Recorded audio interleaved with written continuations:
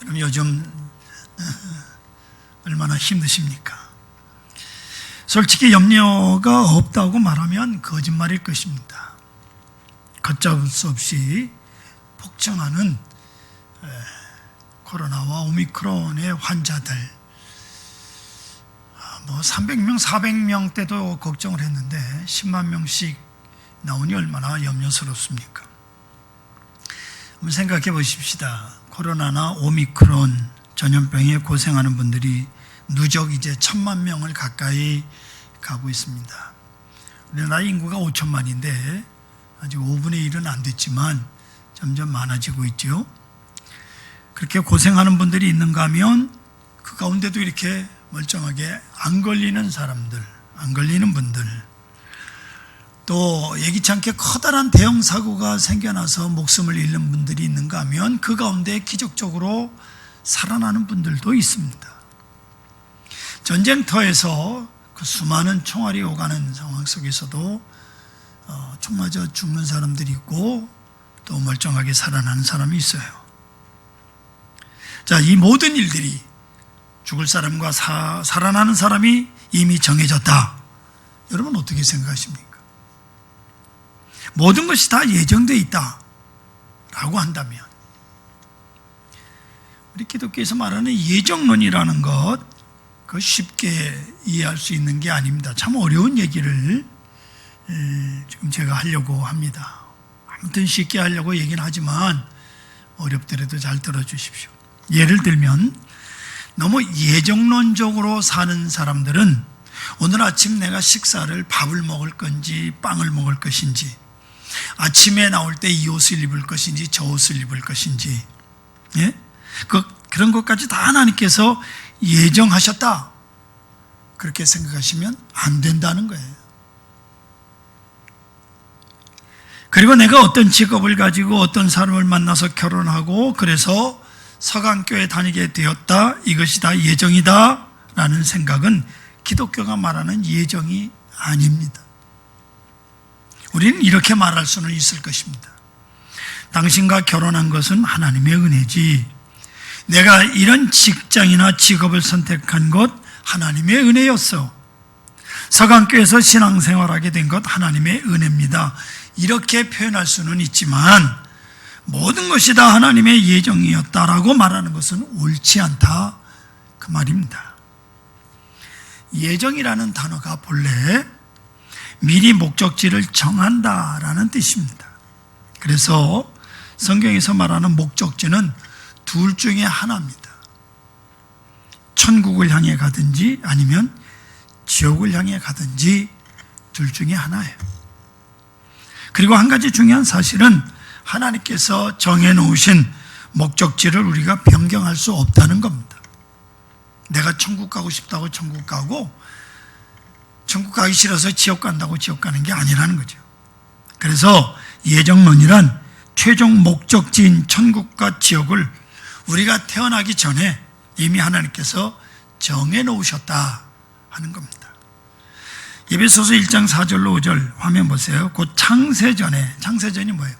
세상이 만들어지기 전에 그리스도 안에서 우리를 택하사, 이미 창세전에 우리를 택하셔서 우리로 사랑 안에서 그 앞에 거룩하고 흠이 없게 하시려고 그 기쁘신 뜻대로 우리를 예정하사 예수 그리스도로 말미암아 자기의 아들들이 되게 하셨다라고 말씀하고 있습니다. 언제 택하셨느냐? 창세전에 택하셨습니다. 하나님의 선택과 예정의 교리가 우리 합리적인 사고방식으로는 이해하기가 어렵고 받아들이기도 어렵습니다.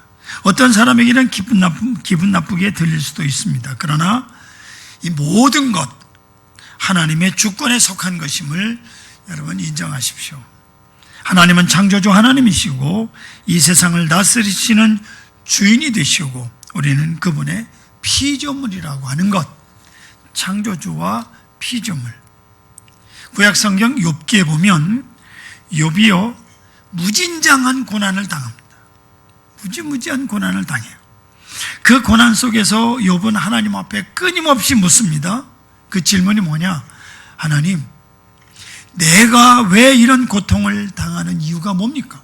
뭐 때문에 내가 이런 고통을 당해야 됩니까? 그게 욥의 질문이었어요. 이때 하나님께서 뭐라고 대답하시느냐? 욥기 38장 4절에 보시면 내가 땅에 기초를 놓을 때 내가 어디 있었느냐? 내가 깨달아 알았거든 말할지니라. 이렇게 하나님이 대답하십니다. 왜 고통을 당하시냐고 묻는데 하나님이 이렇게 말씀하신다. 무슨 뜻인 거 아니? 나는 창조주고 너는 피조물이라. 피조물인 내가 감히 창조주인 나에게 내가 왜 이런 고난을 당해야 합니까? 라고 물을 수 없다는 거죠. 이제 욥의 고백이 이렇습니다. 욥기 42장 3절로 6절까지 무지한 말로 이치를 가리는 자가 누구니까? 나는 깨달지도 못한 일을 말하였고 스스로 알 수도 없고 헤아리기도 어려운 일을 말하였나이다. 내가 말하겠사오니 주는 들으시고 내가 주께 묻겠사오니 주여 내게 알게 하옵소서. 내가 주께 대하여 귀로 듣기만 하였사오나 이제는 눈으로 주를 배웁나이다. 그러므로 내가 스스로 거둬들이고 티끌과 재 가운데서 회개하나이다 라고 고백을 합니다. 성도 여러분, 인간은 피조물에 불과합니다. 인간은 하나님의 피조물에 불과하다. 그래서 사도 바울은 로마서 9장 20절로 21절에 이 사람아 내가 누구에게 감히 하나님께 반문하느냐? 지음을 받은 물건이 지은 자에게 어찌 나를 이같이 만들었느냐 말하겠느냐? 토기장이가 진흙 한 덩어리로 귀 쓸 그릇을 하나는 천이 쓸 그릇을 만들 권한이 없겠느냐? 토기장이가 자기를 만들려고 해서 시작을 했는데 좀 마음에 안 드니까 뭐 그냥 허들에게 쓰는 그릇을 만들었다고 왜 나를 이런 그릇으로 만들었느냐 말할 수 없다는 거죠. 그럼 이거 아셔야 됩니다. 하나님의 선택과 예정은 이미 믿는 자들의 신앙 고백이에요. 잘 들으셔야 됩니다. 이미 선택받은 자들이 하나님의 은혜를 깨달으면서 감사와 찬송을 돌리면서 하는 고백이 바로 이겁니다. 우리는 누가 하나님의 택하심을 받았는지 누가 하나님의 택하심을 받지 못했는지 알 수 없습니다. 하지만 죽는 순간에 여러분 죽는 순간에 예수 그리스도를 구주로 고백하고 천국 가십시오라고 하는 말에 고개만 끄덕이면 천국 가는 것을 끝내 예수 믿기를 거부하고 눈을 감는 사람들이 있더라 그 말입니다. 선택받지 못한 사람은 분명히 있어요. 고개만 끄덕거리고 아멘 하면 되는 일을 끝내 입을 다물고 그리고 죽는 지옥 가는 사람이 있어요. 우리는 예수를 구주로 믿고 고백한 사람들입니다. 아멘. 예. 고린도전서 12장 3절에 성령으로 아니하고는 누구든지 예수를 주시라 할 수 없느니라. 내가 예수를 주로 고백하는 게 아니라 내 속에 있는 성령께서 내가 죄인됨을 고백하게 하고 예수 그리스도를 구주로 고백하게 하는 거예요. 그렇다면 이미 우리 안에는 성령이 들어와 계십니다. 할렐루야. 성령께서 우리를 어디로 인도하느냐? 천국으로 인도하십니다. 나 같은 것을 택하신 하나님 은혜에 감사드리며 거룩하고 흠없는 하나님의 자녀로 날마다 성장해 나가시는 여러분들 되시기를 축원합니다. 여러분 하나님의 자녀라고요. 그럼 거룩하게 성장해 가야죠. 오늘 성경 본문의 1절 말씀을 보시면 야곱아 너를 창조하신 여호와께서 지금 말씀하시느니라. 이스라엘아 너를 지으신 이가 말씀하시느니라. 너는 두려워하지 말라. 내가 너를 구속하였고 내가 너를 지명하여 불렀나니 너는 내 것이라고 말씀하고 있습니다. 내가 너를 지명하여 불렀다. 하나님께서 이스라엘을 지명하여 불렀다고 합니다. 이름을 부르셨다는 거예요. 성경 보면 하나님께서 모세를 부르실 때 야야 그러지 않았습니다. 모세야 모세야. 오늘 코미디언이 그럽디다. 연애할 때는 남자들이 영자씨 이러고 불렀는데 나중에는 야 밥 줘 부인 보러 그런다고. 그러면 안 되죠. 끝까지 사랑스러운 이름을 부르시길 바랍니다. 사무엘을 부르실 때도 사무엘아 사무엘아 이렇게 이름을 부르셨어요. 신약 성경에 나오는 삭개오라는 세리가 있습니다. 죄인입니다. 삭개오는 예수님을 만나 뵙고 싶어서 나무 위로 올라갔는데 그러자 예수님께서 그를 향하여 삭개오야 내려오라. 일면식도 없었습니다. 그런데 예수님은 삭개오를 알고 삭개오야 내려오라 이름을 부르셨어요. 사랑하는 성도 여러분, 분명히 기억하십시오. 하나님은 우리의 이름을, 나의 이름을 알고 계십니다. 아멘. 그리고 한 사람 한 사람 우리의 이름을, 나의 이름을 불러주십니다. 내가 겪는 아픔을 아십니다. 내 이름을 불러주시며 위로해 주십니다. 나의 외로움을 아시고 내 이름을 부르시며 찾아와 나를 품에 안아주시는 분이십니다. 사방이 막혀버릴 것 같은 절망감에 낙심되어 눈물 흘릴 때 내 이름을 부르시며 찾아와 주시고 내 손을 잡아 일으켜 세워주시고 인도해 주십니다. 이 세상에서 아무도 내 이름을 기억해 주는 사람이 없다 해도 하나님께서는 기억하시고 내 이름을 불러주시는 분이십니다. 그리고 하나님께서 내가 너를 지명해서 불렀다. 꼭 집어서. 그래서 너는 내 것이라고 말씀합니다. 여러분, 지난주에 제가 말씀을 드렸듯이 성경은 인간을 가리켜서 본래적으로 악한 존재라. 인간은 근본적으로 죄인이라고. 그래서 할 줄 아는 것이 뭔지 아십니까? 로마서 3장 13절로 15절 참 무섭습니다.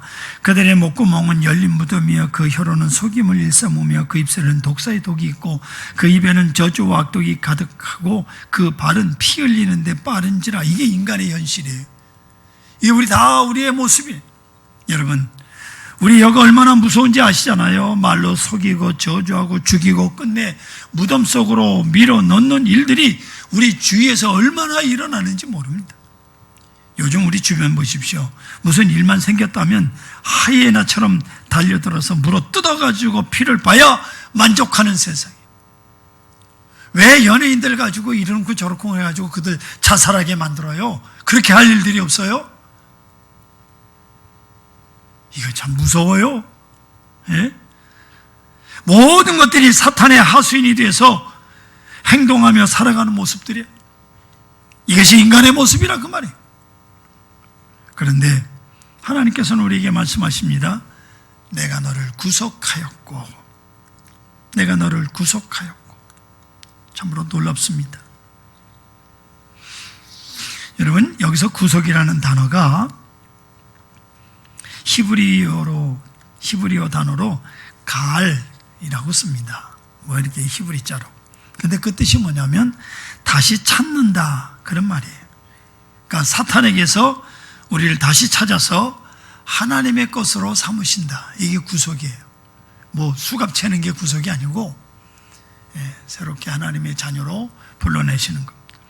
그렇다면 왜 하나님께서는 우리를 선택하셔서 너는 내 것이라고 하셨을까요?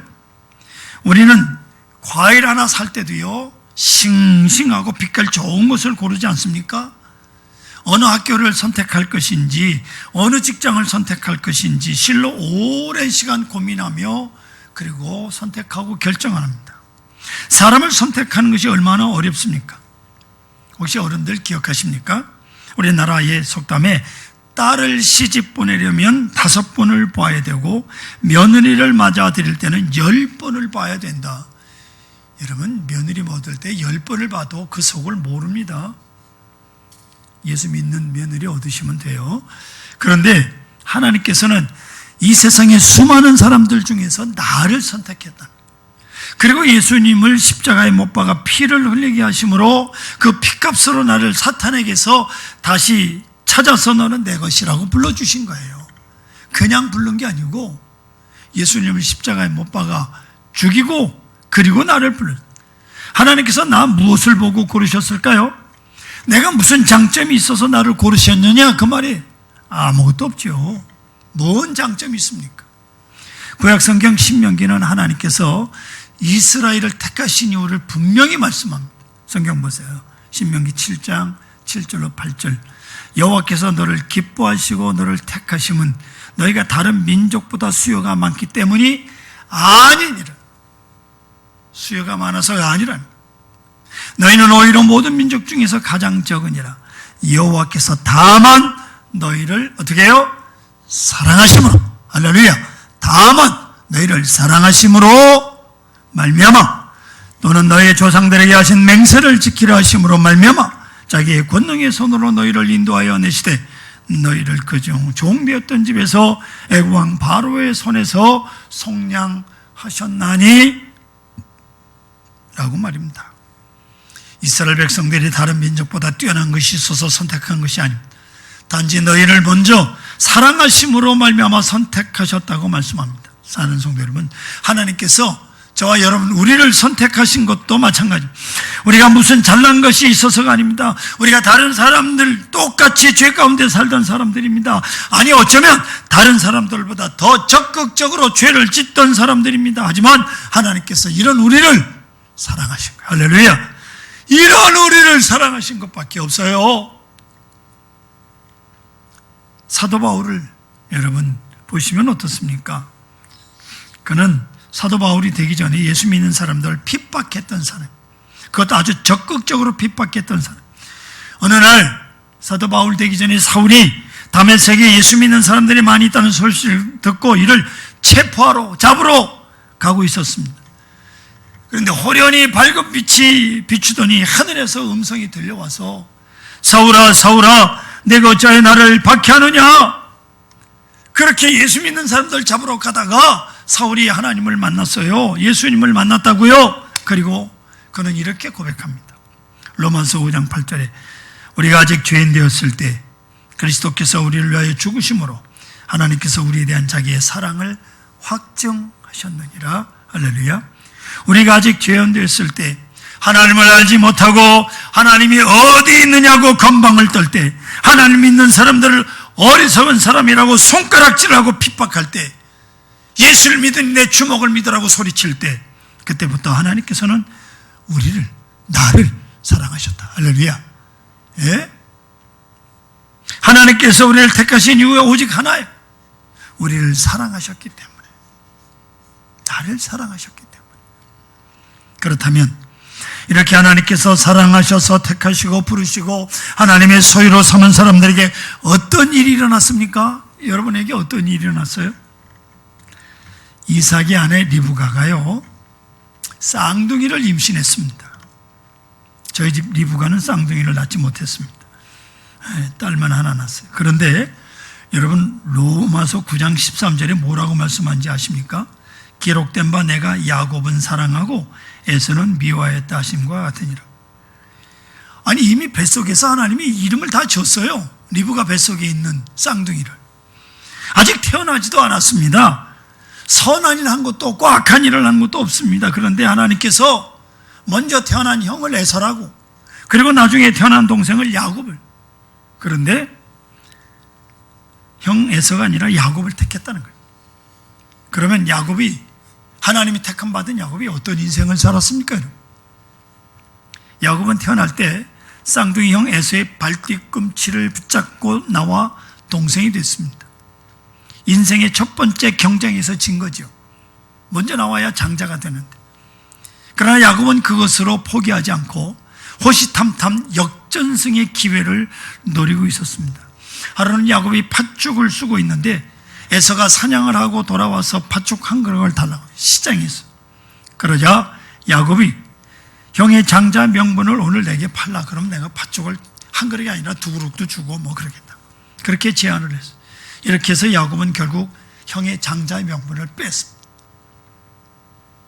이 웃기는 얘기죠. 그래 너 장자 명분 가져라. 그런다고 가져오고 달라고 한다고 또 형이 주고 뭐, 이게 참 웃기는 얘기인데, 아무튼 팥죽 한 그릇의 장자 명분을 형 에서가 팔았어요.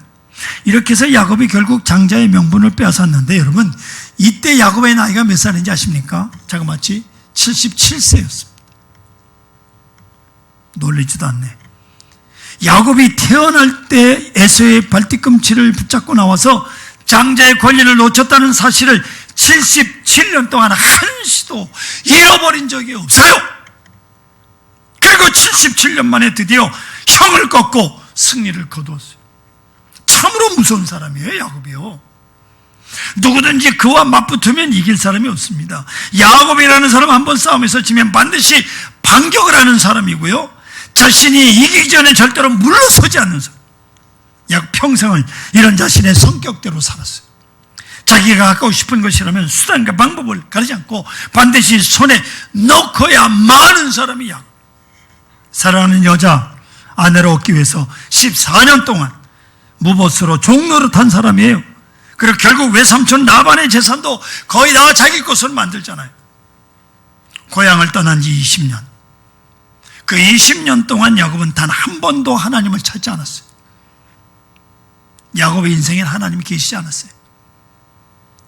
죽으라고 인간적인 수단과 방법을 가리지 않고 돈을 모은 사람. 하나님께서 끊임없이 야곱의 인생 가운데로 들어오기를 원하셨지만 야곱은 하나님께서 자기 인생에 개입하는 걸 원치 않았어요. 야곱의 고향을 떠나 광야에서 방황할 때 하나님께서 야곱에게 나타나 이렇게 말씀했습니다. 창세기 28장 15절 보니까 내가 너와 함께해서 내가 어디로 가든지 너를 지키며 너를 이끌어 이 땅으로 돌아오게 할지라 내가 내게 허락한 것을 다 이루기까지 너를 떠나지 아니하리라. 여러분, 보통 사람 같으면 이 장면에서 무조건 하고 엎드려서 감사합니다 하나님, 이렇게 보호하겠다고 약속하니 얼마나 감사합니까? 하지만 야곱 보세요. 그 뒤에 나오는 분 이렇게 대답합니다. 하나님, 내게 먹을 것과 입을 것을 주시면, 그리고 무사히 고향으로 돌아오게 하시면 하나님이 내 하나님이 되실 것입니다. 그리고 모든 것에 11조를 드리겠습니다. 하나님과 조건을 내걸고 거래하는 사람이 야곱이에요. 아이고, 뭐 보통 건방진 사람이 아닙니다. 결국 야곱에게 있어서 하나님은 그저 저만큼 떨어져 계십시오, 그래야 좋은 분이에요. 내 삶 가운데 들어오셔서 내게 이렇게 해라 저렇게 해라 하시는 분이 아니라 저만큼쯤 떨어져 계시면서 내게 이런 복을 주시면 나도 이렇게 하고 저런 복을 주시면 나도 그만큼 갚아드리겠습니다. 그런 분이 하나님이에요. 하나님께서 내 인생을 끌고 가는 것이 아니라 내 인생은 내가 끌고 가고 하나님은 내가 필요할 때 도와주시는 분이에요. 그리고 나는 하나님께서 나를 도와주시는 것만큼 반드시 갚아드려서 서로 부담 없이 살고 싶은 것이 야곱의 생각인 거예요. 하지만 하나님은 이런 야곱을요, 끝까지 떠나지도 않고 버리지도 않으셨어요. 하나님은 야복강가에서 야곱을 이제 결국은 찾아가십니다. 야곱과 밤새도록 씨름했습니다. 야곱이 끝내 항복하지 않으니까 야곱의 허벅지 관절을 쳐서 결국 항복시켰습니다. 그리고 야곱에게 창세기 32장 28절에 보면 이스라엘이라는 새 이름을 주십니다. 당신이 가서 싸움하고 당신이 이겼는데 왜 야곱에게 이스라엘이라는 이름을 줍니까? 이 이스라엘이라는 이름의 뜻이요, 내가 하나님과 및 사람과 겨루어 이겼다는 거예요. 참 기가 막힌 일입니다. 훗날 야곱이 뭐라고 말하는지 아십니까? 창세기 48장 15절에 보면 그 아들 요셉에게 이렇게 말합니다. 그가 요셉을 위하여 축복하여 이르되 내 조부 아브라함과 아버지 이삭이 섬기던 하나님, 그 하나님께서, 중요한 말입니다, 나의 출생으로부터 지금까지 나를 기르신 하나님이라고. 나의 출생으로부터 지금까지 나를 기르신 하나님. 아니, 하나님 저만큼 던져버렸던 사람인데, 내 인생에 가입하지 말라고 그렇게 하나님을 밀어냈던 사람인데 출생부터 지금까지 나를 기르신 하나님이라고 고백을 해요. 할렐루야. 그리고 또 이렇게 고백합니다. 창세기 49장 26절에 보면 내 아버지의 축복이 내 손주의 축복보다 낫다. 내 아버지는요, 요셉에게, 아들 요셉에게 야곱이 축복을 하는 내용인데, 내가 피는 복이 내 손주 축복보다 낫다고요. 보세요. 야곱의 손주가 누굽니까? 아브라함과 이삭이에요.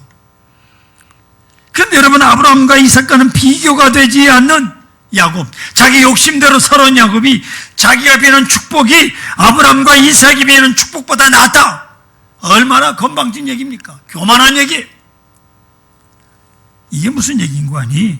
그만큼 하나님께서 나를 사랑하신다는 야곱의 고백입니다. 할렐루야. 내가 어떻게 살아왔든지 하나님께서 나를 사랑하신다는 확신이죠. 내가 아무리 못났어도 하나님께서는 누구보다도 나를 사랑하신다. 사람들이 다 나를 손가락질한다고 해도 하나님은 나를 보배롭고 존귀한 자로 여겨주신다는 고백이 옳시다. 그렇습니다. 하나님께서 우리 이름을 부르시고 하나님의 것으로 삼아주셨습니다. 이제 우리가 아무리 못나도 하나님의 것이요, 아무리 죄악 가운데 헤매고 살아도 하나님의 것이 옳시다. 우리 인생은 하나님께서 인도하시고 책임져 주십니다. 사랑하는 성도 여러분, 여러분 지금까지 살아오면서 얼마나 많은 환난과 고통 속을 통과해 오셨습니까? 때로는 병들어서, 때로는 경제적인 어려움에, 때로는 얼마나 가슴 아픈 일들이 절망하는 날들이 많았습니까? 넘치는 강물을 지나오셨습니다. 수많은 불꽃들을 지나오셨습니다. 그러나 그때마다 하나님께서 내가 너를 지명하여 불렀다, 너는 내 것이라 하시면서 우리를 붙들어 주셨기에 우리가 오늘까지 살아왔습니다. 앞으로도 우리의 마지막 목적지인 천국에 들어갈 때까지 우리를 보호하시고 인도해 주실 것입니다. 주님의 은총이 충만하시기를 축원합니다.